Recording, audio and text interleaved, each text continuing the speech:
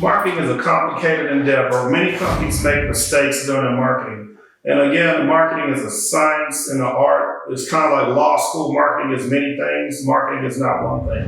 One of the issues that companies have is they make mistakes because, one, they don't do enough market research, or they don't know their clients or their customer base. So one of the issues in terms of making their mistakes is they make bad decisions based on things that they probably didn't do. One of the things that we look at in terms of marketing is probably not taking as serious as the finance and accounting part. Marketing is a complicated endeavor, and because of that, marketing is right side and left side. The left side is market research, statistics, what the market says, market reports. The left side is the fonts, the artistic side of it, the pretty fonts, the pictures, the imagery. Those things go together. That's what makes marketing a complicated endeavor. Marketing can be a good thing, can be a bad thing. But a lot of companies make the mistakes doing things wrong. Some of them have a copycat strategy. Some of them have a strategy of doing what's already been done, and it doesn't work or pan off of them. So marketing, again, why companies make mistakes, these are some of the things we want to ask ourselves. Why did they pick the wrong market? Why did they pick the wrong product? Why did they pick the wrong service? Why did they pick the wrong customer base? Why are they making such bad decisions, and what they can do about it? So this particular episode, we're going to talk about bad company mistakes companies make with marketing. We're going to talk about the 3 bad marketing mistakes that companies make, and we're going to go over those each one, and those are going to be really fun. And we're going to make sure that you understand why some of these things happen and what we can do about them and how we can change them. So again, companies make these 3 mistakes consistently over and over. We're going to talk about those today. This is our episode.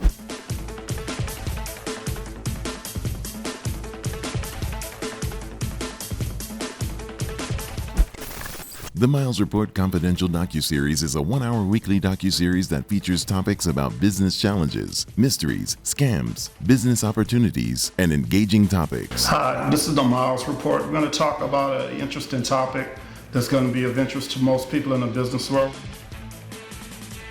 Join us each week, the Miles Report Confidential Docuseries.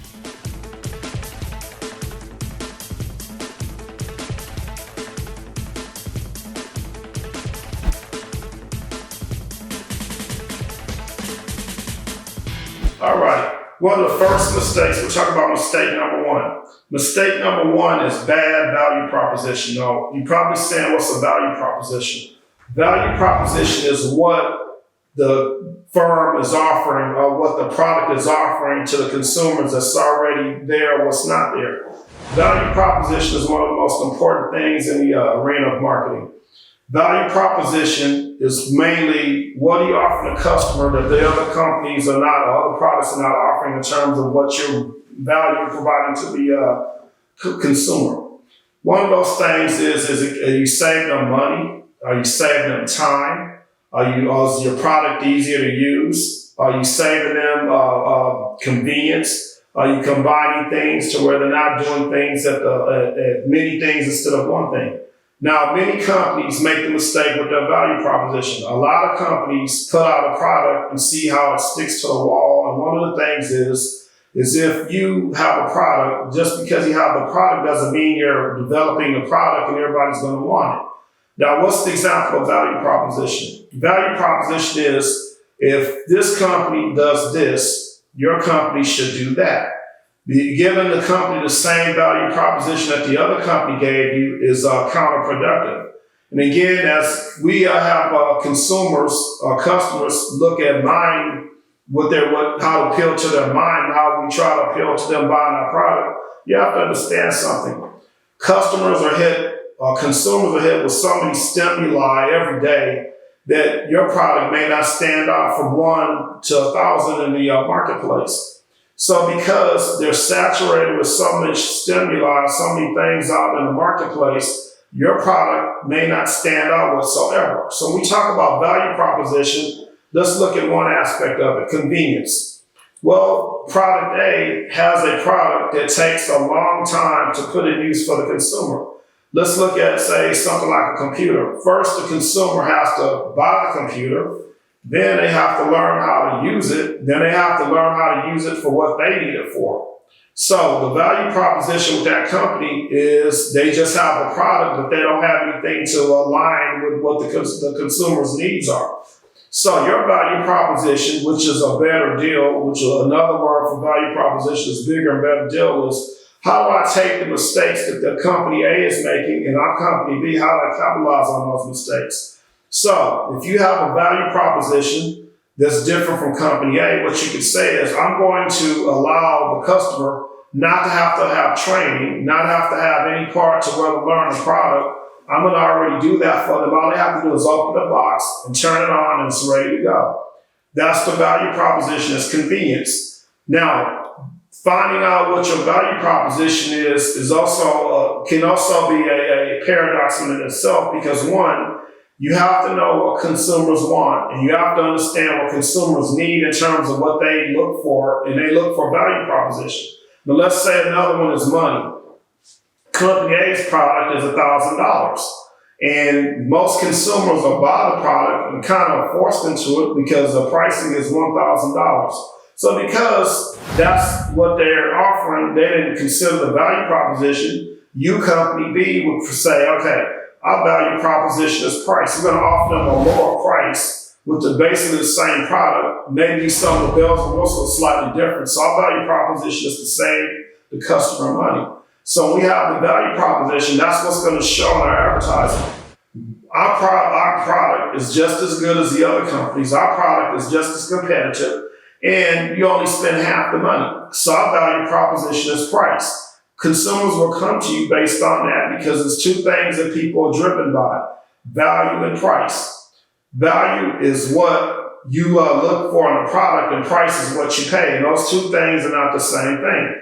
That is why some people shop at Walmart for price and some people shop at Neiman Marcus for value.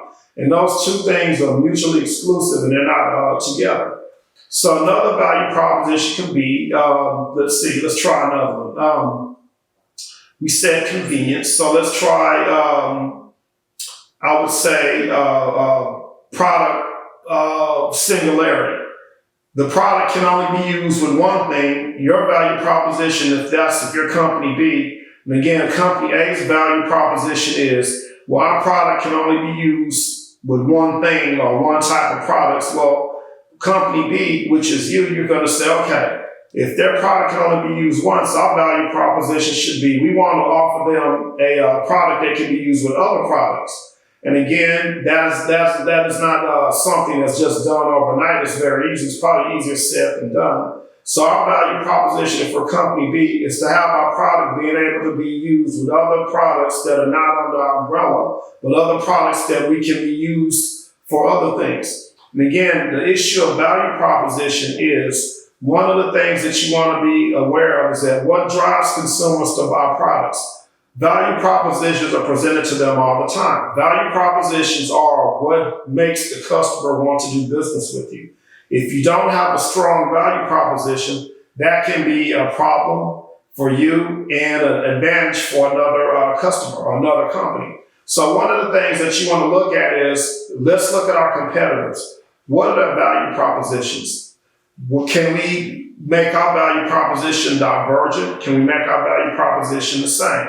So when we look at value proposition, we want to look and see what they're offering the customer, and we want to put this into our marketing strategy to where we can say, one, they're offering this, we're offering that. Think of it kind of like the cola wars. You can be the young cola to somebody else's cola. So again, it's very imperative that companies understand this and why they make a bad decision concerning value propositions, because they don't understand what drives consumers to them, to their products or their service. Are you offering the same value proposition that the other customers or other companies are offering rather?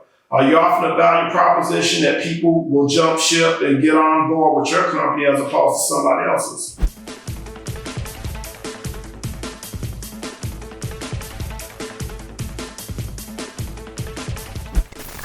The Miles Report Confidential Docuseries is a 1-hour weekly docuseries that features topics about business challenges, mysteries, scams, business opportunities, and engaging topics. Hi, this is the Miles Report. We're going to talk about an interesting topic that's going to be of interest to most people in the business world. Join us each week, the Miles Report Confidential Docuseries.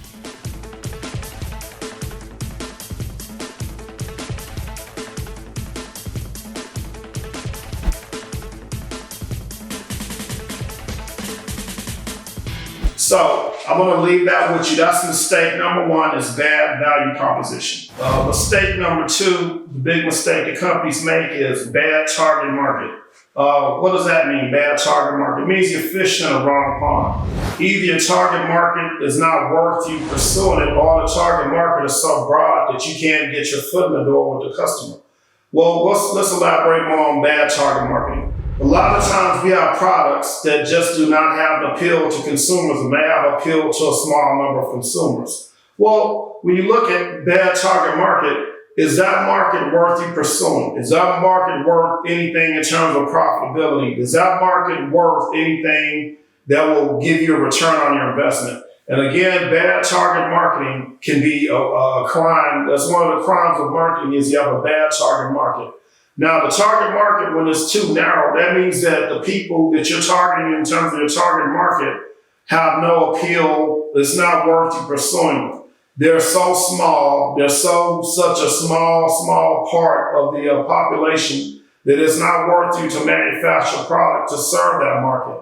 And again, a small target market, or small niche rather, is just absolutely worthless to you as a company. One, because you can't justify your profitability while you're targeting such a small niche like that. And again, a bad target market is almost like one of the 7 deadlies. It's like one of the crimes that we do in terms of bad marketing is when you have a bad target market, it's almost like targeting your product to people that are not there. So when you have a bad target market, it's almost like you're targeting no customers, because one, that target market that you're looking at is not worth the pursuit. Now, the other problem with bad target marketing is that you have to also consider a broad target market, or somewhat of a no target. So having a no target means you have a product that is not recognized, or not even has no response in the marketplace. People don't like your product, people don't want your product, and people are not going to buy your product. So you're almost like you're trying to find a customer in the dark, or you're blind and trying to reach someone that's not there. Because you didn't do your homework, or because you as a company decided not to pursue some of the things that look at some other targets that some of the other companies are doing, which you may want to benchmark, you have a bad target market. So let's give an example of that. Is there a target market for people that want 8-track players? Poor target market, because one, it's old technology. 3, nobody uses 8-track tape players anymore, because they've been out for a long time, and they've been replaced with so many new devices and products. Pursuing that target market, it would only be people that are somewhat people that I would say are Renaissance people that like older products, or vintage market. Is that vintage market worth you pursuing it as a target market? I would say no. One, because it was a viability that people still have 8-track tape players. Probably 0 to none. But you have companies that keep making this mistake over and over and over. Bad target markets means bad profits. Bad target markets means that you're going to be out of business. Because you're looking at a target market, you have to understand, you have to look at target markets as, what are the potential for me creating a product that will meet this market need, or meet people that will buy my product. Because you pursue a bad target market, that's kind of like anti-marketing. You're doing everything wrong to pursue that market when it's not worth it.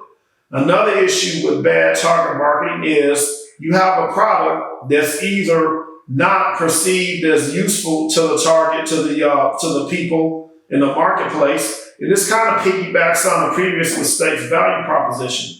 So when you look at people that have a bad target market, either the people are leaving the market and they're going to another product, or people that are coming in who may or just test the waters of what your product looks like. So you have an issue where you're trying to target people that are not interested in your product.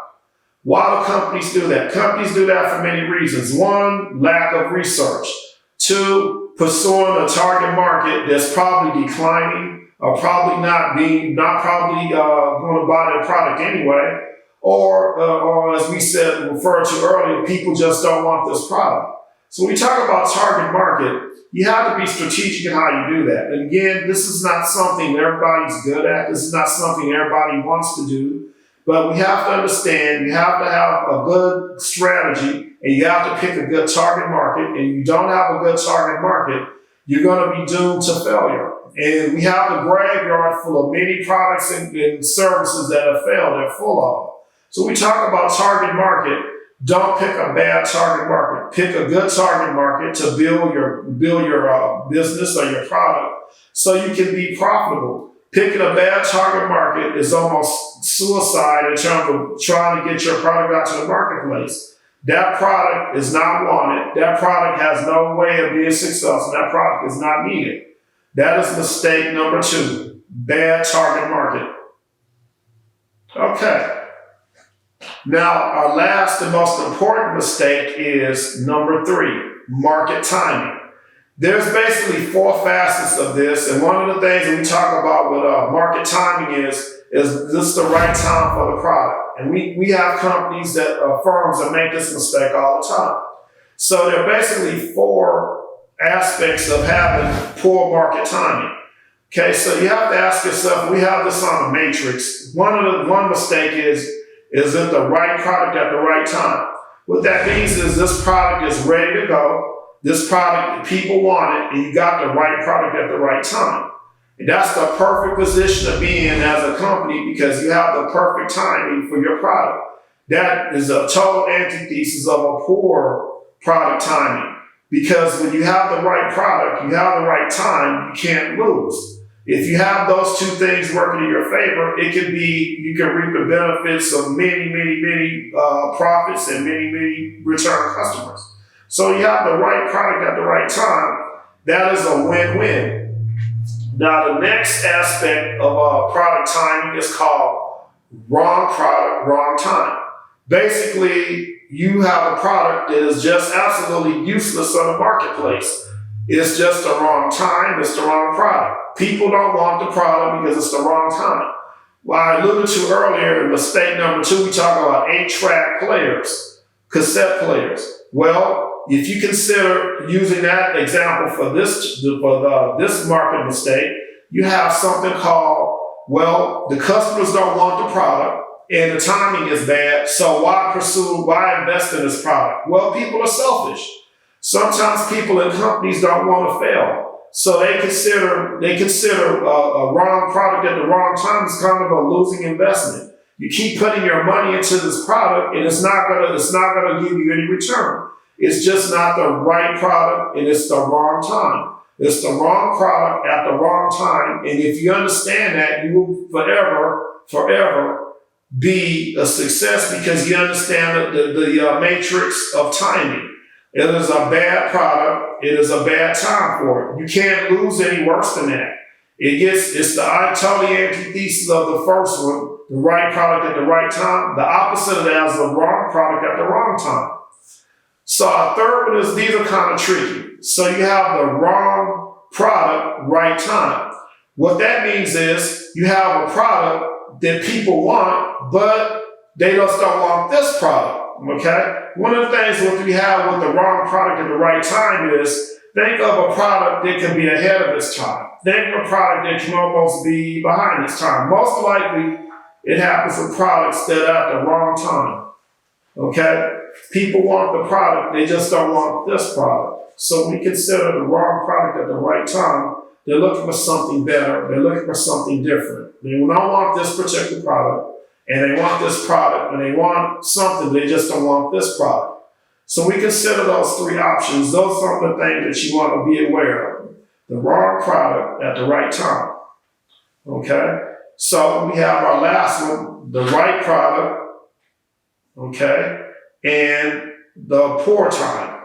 So one of the problems that we have with that is you have a right product at the wrong time. This product tends to be behind. and it just doesn't appeal to people. People think it's not going to meet their immediate needs. So you have a good product, but it's just the timing isn't right. I don't need this product. I'll buy it when I need it. It's not important. I'll get it next time. The next time turns to the next time. The next time turns to the next time. So that's the issue with this particular product. It's the right time, but right product for the wrong time. So that's mistake number 3. And I hope that you don't make these 3 mistakes that these companies make, because one, you'll be on the list of products that fail in the graveyard of products in the graveyard that have failed. So that's the 3 mistakes that companies make in terms of marketing. Okay, thank you.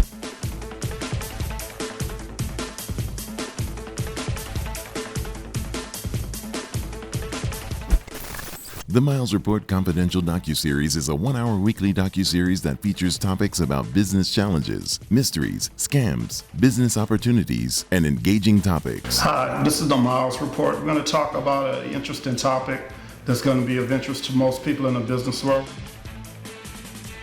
Join us each week, the Miles Report Confidential Docuseries.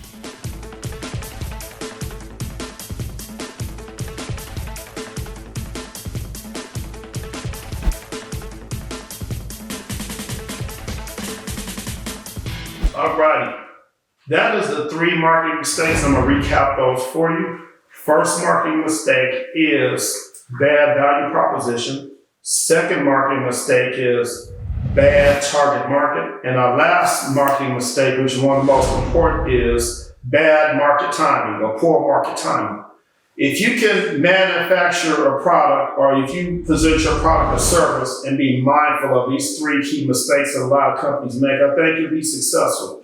Again, we want to make sure that we have something to offer consumers. We want to have something, and we want to have a market that's viable, a market that's actually worth pursuing. And also, we want to make sure we have timing.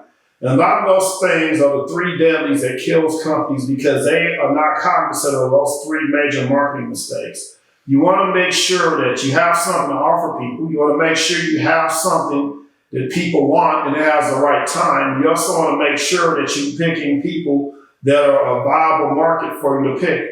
Now, again, companies make these mistakes over and over. Sometimes they're a $10,000 mistake. Sometimes they're a $10 million mistake.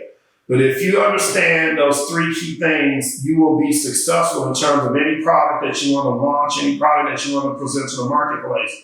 Remember something.